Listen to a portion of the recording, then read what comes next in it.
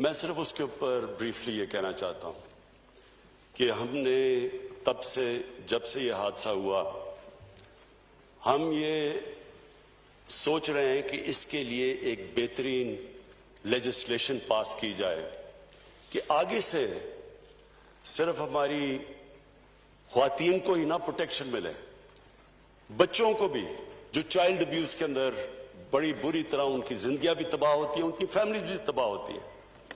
ये जो रेप है इसको इस तरह ये देखें कि इसकी वजह से एक इंसान की जिंदगी तबाह होती है, दुनिया में भी, बाहर के माशरों में भी, लेकिन हमारे माशरे में जिस तरह की हमारा कल्चर है उसमें उनकी भी जिंदगी तबाह, उनकी फैमिलीज भी सफर करती हैं।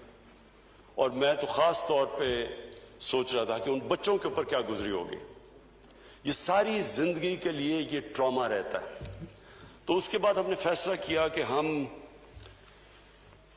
3 टियर इसके ऊपर काम करें। नंबर 1 तो पुलिसिंग, रजिस्ट्रेशन, सारी जगह दुनिया के अंदर सेक्स क्रिमिनल्स की रजिस्ट्रेशन होती है, सेक्स ऑफेंडर्स रजिस्टर्ड होते हैं, उनका एक डेटाबेस बनता है, उनको फिर फॉलो किया जाता है, क्योंकि दुनिया का तजर्बा हमें यह बताता है कि जो सेक्स ऑफेंडर्स होते हैं वो रिपीट ऑफेंडर्स होते हैं। जिस तरह ये जो एक अभी भागा हुआ है जो आबिद, इससे पहले भी गैंग रेप की हुई है और फिर से जो भी उसको सजा दी थी जाहिर है वो इबरतनाक नहीं थी क्योंकि उसने फिर से किया। और ये तो रिपोर्ट हुआ है सेकंड टाइम। बीच में कितने उसने ऐसे जुर्म किए जो अनरिपोर्टेड है। और जितना भी हम इसमें इन्वेस्टिगेट करते हैं तो हमें यह पता चलता है कि ये बड़ा एक छोटा सा नंबर रिपोर्ट होता है। चाइल्ड अब्यूज में भी जिधर बच्चों से जुल्म होता है और ये रेप केसेस में भी, क्योंकि हम सब जानते हैं कि वो किस तरह के ट्रॉमा और सदमा से गुजरते हैं, बच्चे भी और जो खातीन भी। तो इसके ऊपर हम तैयारी कर रहे हैं एक बिल की, लेजिस्लेशन की, जिसमें इबरतनाक सजा हो, खौफजदा हो लोग, ये करते हुए उनको पता हो कि किसी की जब वो जिंदगी तबाह करेंगे तो उसके कॉन्सिक्वेंसेस है।